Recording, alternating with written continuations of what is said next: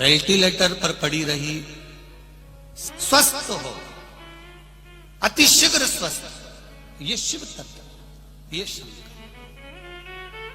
कितना विश्वास।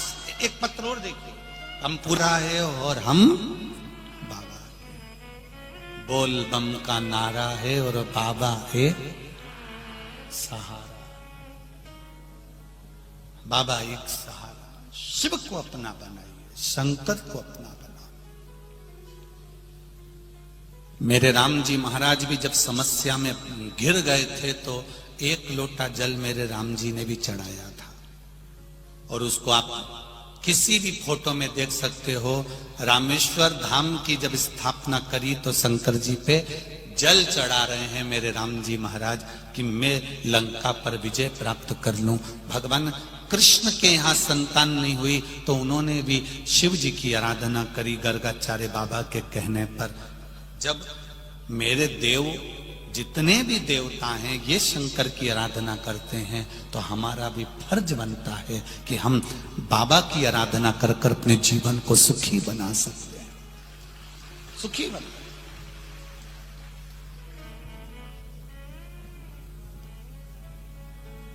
बैठा है वो अलमस्त, पिता का दरवाजा और परमात्मा का दरवाजा कभी बंद नहीं होता। एक बेटा पिता से झगड़ा कर कर चले गया, मुझे तुम्हारे साथ नहीं रहना, मुझे जाने दो। बेटा गया, शहर में पहुंच गया, मित्र मिल गए क्योंकि प्रॉपर्टी का हिस्सा लेकर गया था। जब तुम्हारे पास में धन होता है तो मित्र भी बहुत हो जाते हैं। बहुत प्रशंसा करने वाले मित्र मिल जाएंगे, ताली मित्र। होटल में खाने वाले मित्र मिल जाएंगे, थाली मित्र। मैं खाने में ले जाकर पिलाने वाले मित्र मिल जाएंगे, प्याली मित्र। ताली, थाली और प्याली, ये मित्र तो किसी के भी बन सकते हैं, पर सही मित्र वो होता है जो तुम्हें शंकर के मंदिर तक ले जाकर छोड़ दे। वो मित्र बड़ा कठिन से मिलता है। मंदिर को छुड़ाने वाले मित्र ढेर मिल जाएंगे, भगवान के पास छुड़वाने वाले। भगवान के मंदिर मत जाओ, भगवान के पास जाकर क्या करोगे? क्या होता है पानी? पत्थर पर दूध चढ़ाने से क्या होता है? जल चढ़ाने से क्या होता है? बेलपत्र चढ़ाने से। भगवान को छुड़ाने वाले, भगवान से दूर करने वाले, परमात्मा से दूर करने वाले मित्र बहुत मिल जाएंगे, पर परमात्मा के करीब भेजने वाले, भगवान के पास लेकर छोड़ने वाले मित्र बहुत कम मिलते हैं जो आपसे कहें चल गाड़ी पे बैठ, अभी अपन शंकर जी को लोटा भर के जल चढ़ा के आते हैं, चल गाड़ी पे बैठ, अभी दर्शन करके आते हैं, चल अपने मालेगांव में कथा हो रही है, 25 किलोमीटर दूर है, चल गाड़ी पे बैठ, 25 किलोमीटर तक चलते हैं। इतनी दूर? वाह वाह वाह। आज के छोरा छोरी की शादी करने के लिए तो इतनी दूर जा रहे, गोवा, भुवनेश्वर। बोलो सही है कि गलत है? छोरा छोरी मालेगांव के और शादी कर रहे वहां जाके। छोरा छोरी की शादी करने वाले मालेगांव से जब इतनी दूर जा सकते हैं तो वो शादी करने वालों से भी निवेदन है कि फिर शिव पुराण तक क्यों नहीं आ सकते? जरा विचार तो करो। छोरा छोरी की शादी कर, अच्छा विचार करो, छोरा छोरी की शादी करी पर उसकी कोई गारंटी नहीं है कि छोरे की बहू तुमको 2 रोटी दे देगी, उसकी कोई गारंटी नहीं है। पर इस बात की गारंटी हम लेते हैं कि शंकर की कथा अगर दिल से सुनी है तो पेट तो मेरा महादेव भर ही देगा, ये निश्चित है। शादी में 50 लाख, 1 करोड़, 25 लाख, 20 लाख रुपए खर्च करे, कोई गारंटी नहीं कि बहू 2 रोटी देगी, गरम रोटी देगी, ये कोई गारंटी नहीं। अब वो गरम रोटी दे रही है कि गरम गरम डंडे दे रही है, इसका कोई गारंटी नहीं। कोई गारंटी। अब वो तो कौन के गुरुजी, अब तुमसे हम पूछें तो कोई तुम बोलोगी, बस चेहरा उतार के बैठी रहोगी तो तुम्हें गुरुजी समझ जाएगा पापड़ी की हालत ऐसी ठीक है, कई करे उसमें क्या बोले।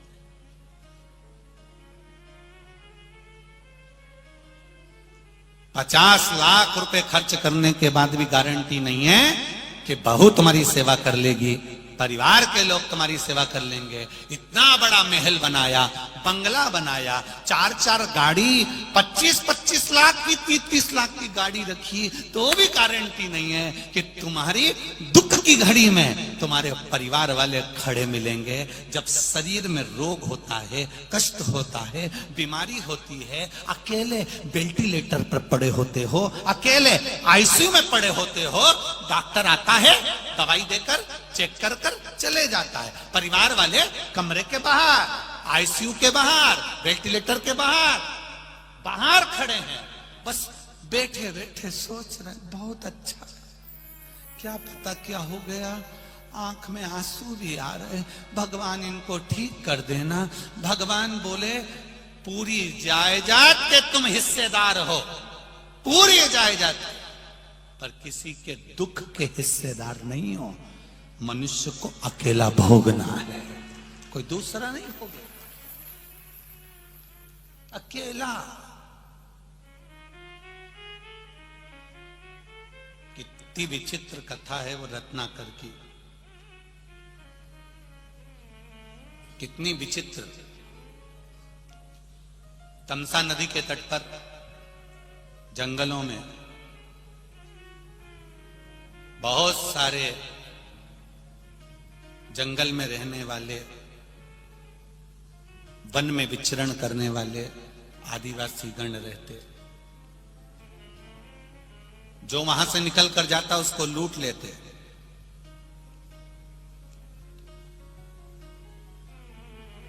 किसी को मार देते, किसी को काट देते, दूसरों का धन इकट्ठा कर लेते। उसी में एक था क्रूर सेन, इतना ज्यादा क्रूर था वो क्रूर सेन कि अगर कोई धन नहीं देता था तो वहां उसका गला काट देता था। बहुत तकलीफ में क्रूर सेन से बड़े त्रसित हो गए लोग। उसकी धर्म पत्नी बड़ी धर्मात्मा थी। धर्म पत्नी ने अपने पति क्रूर सेन से कहा, चोरी कर कर कर इतना धन लाते हो, डाका डाल कर इतना धन लाते हो, लोगों को काट कर मार कर इतना धन लेकर आते हो, लूट कर इतना धन लेकर आते हो, अपने घर में तो वैसे ही बच्चे नहीं हैं, संतान नहीं है, पुत्र नहीं है, औलाद नहीं है, फिर ये किसके लिए इकट्ठा कर रहे हो, किसके लिए जोड़ रहे हो। क्रूर सेन ने कहा, संतान नहीं है तो क्या हुआ, क्या मैं धन इकट्ठा नहीं करूं। पत्नी ने समझाया, क्रूर सेन नहीं माना तो कह दिया, कल तेरे संतान नहीं है तो मैं किसी की संतान उठा के ले आऊंगा। पत्नी हाथ जोड़ के बोली, किसी मां का क्यों दिल दुखाना। अरे जब उसके यहां संतान हो गई, थोड़े दिन रोएगी, उसके घर में दूसरी संतान हो जाएगी, कम से कम तेरी गोदी तो भरा जाएगी, अपनी जायदाद संभालने वाला तो कोई मिल जाएगा। क्रूर सेन को गुस्सा आया, नगर में चले गया, गांव में चले गया, एक ब्राह्मण के बच्चे को उठाकर ले आया, पत्नी की गोद में दे दिया। पत्नी ने उस बच्चे से लाड़ प्रेम करा, स्नेह करा, उसको पाल पोस कर बड़ा करा। बड़ा हो गया तो वो बच्चा क्रूर सेन के साथ में शिकार पर जाने लगा, लोगों को लूटने लगा, वो भी लूट पाट में लग गया। उसका नाम था रत्नाकर। क्या नाम पड़ा, रत्नाकर। वो भी लूटने लगा, वो भी लोगों को मारने लगा, वो भी डाका डालने लगा, वो भी चोरी करने लगा।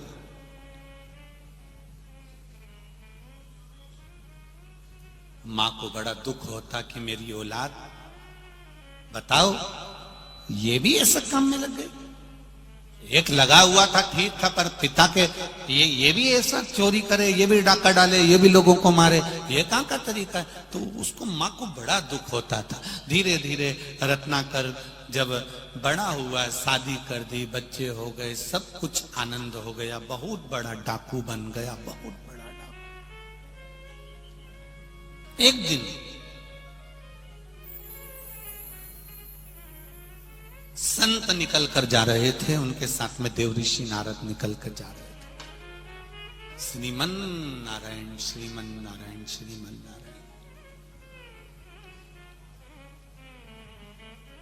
रत्नाकर को लगा इतने सारे संत जा रहे हैं, इनके पास में पोटलियां हैं, पोटलियों में जरूर धन होगा।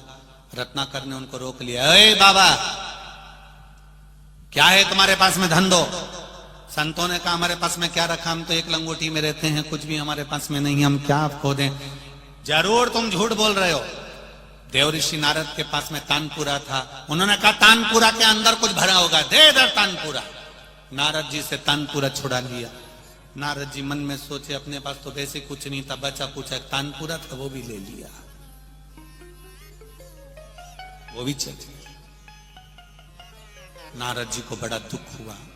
नारद जी ने मन में सोचा ये डाकू है, इसको ऐसे समझाएंगे तो समझ में आएगी नहीं। नारद जी ने कहा मेरे पास में बहुत सारा धन है, पर शर्त केवल एक है। क्या शर्त? धन मैं दूंगा, पर उस धन के हिस्सेदार तेरी पत्नी, तेरे बच्चे, तेरी माता, तेरे पिता, तेरा भाई, सब कुछ धन के हिस्सेदार होंगे। पर तू जो चोरी कर रहा है, जो गलत काम कर रहा है, इसके हिस्सेदार क्या तेरे परिवार वाले होंगे? देव ऋषि नारद ने जब कहा, रत्नाकर हंसकर बोला, मेरी पत्नी, मेरे बच्चे, मेरे हर चीज के हिस्सेदार हैं, तो मेरे कर्म के भी हिस्सेदार मेरे पत्नी और बच्चे रहेंगे। नारद जी ने कहा हम यहीं पर हैं, पहले उनसे लिख कर लिया, हम तुझे बहुत सारी दौलत दे देंगे। ओ रत्नाकर बोला कि तुम कहीं भाग गए तो? नारद जी बोले हमको पेड़ से बांध के चले जा, ले रस्सी। रस्सी से पेड़ से बांध दिया। देव ऋषि नारद को और संतों को। रत्नाकर अपने घर गए, अपनी पत्नी और बेटे को बुलाया, अपनी मां को बुलाया, पिता को बुलाया, कहा मेरे पास में जो धन है उसका हिस्सेदार कौन कौन है? पत्नी कहती है मैं हूं, बेटा कहता है मैं हूं, पिता कहते हैं मैं हूं, मां कहती है मैं हूं। अब रत्नाकर ने पूछा, मैंने लोगों को मार डाला, मैंने लोगों का खून खच्चर कर दिया, उस पाप का, मेरे दुख का, मेरे कर्म का हिस्सेदार कौन कौन है? इतने में पत्नी ने कहा फालतू की बात मत करो, जिसने जो कर्म करा है उसको भोगना पड़ता है, तो तुम मेरे कर्म के हिस्सेदार नहीं हो, ये तो कभी हो ही नहीं सकता। बेटा कहता है पिताजी मैंने कभी नहीं कहा कि आप चोरी करो, आपके हिस्सेदार। मां कहती है मैंने कभी नहीं कहा कि तू चोरी कर ला। पिता कहता है मैंने कभी नहीं कहा तुझको कि मेरे साथ चोरी करने चल। रत्नाकर ने उस पल देव ऋषि नारद के पास जाकर हाथ जोड़ लिए और देव ऋषि नारद से कहा, नारद जी ये बताओ कि कोई दुनिया के लोग हमारे धन के हिस्सेदार हो जाते हैं, सुबह 8 बजे से लेकर रात को 10-10 बजे तक दुकान पर बैठकर कमाते हो, उस कमाई के हिस्सेदार तुम्हारे बेटा, बेटी, पत्नी, रिश्तेदार, माता, पिता, सब तुम्हारी जायदाद के हिस्सेदार होंगे। पर तुमने दुकान पर बैठकर जो झूठ बोला, दुकान पर बैठकर जो बेईमानी करी, नौकरी में, सर्विस में, जहां बैठकर तुमने 1 का 2 करा, तुम्हारे किए गए कर्म का हिस्सेदार कौन होगा? कोई दूसरा नहीं। अंत समय में भुगतना तुझे अकेले पड़ेगा। तब रोएगा, चिल्लाएगा, तड़फेगा, पलंग पर अकेला पड़ा रहेगा, कोई नहीं संभाल रहा।